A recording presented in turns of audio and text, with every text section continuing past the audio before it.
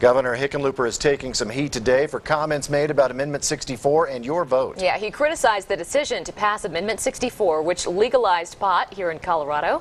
Here's KRDO News Channel 13's Eric Fink.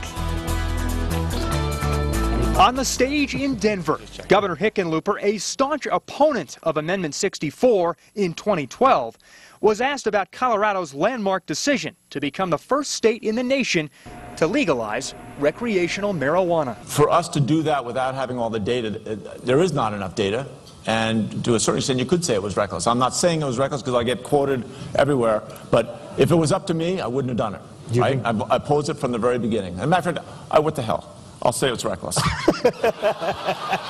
While his response drew laughter from the audience and the moderator, both sides of the pot debate say the governor's answer is purely political. He's up for re-election, and because he's looking for some votes, and so he's probably trying to find the middle ground, and he's probably realizing that this is not the middle ground where we're at in Colorado right now. Mark Slaw backed Amendment 64 and says the governor should be proud to lead a state that made history on the divisive issue. He just needs to own up to what his policies have actually created and not just capitalize on fear-mongering to gain votes. The voters need a representative who's going to represent this issue sensibly, intelligently, and responsibly to the rest of the world. It's not just Colorado here. The entire world's watching what we do. Bob Beaupre is challenging Hickenlooper in next month's election. His campaign said in a statement, quote, "To raise money from the industry, then throw them under the bus is classic hick-pocracy. He can't have his Cheetos and eat them too."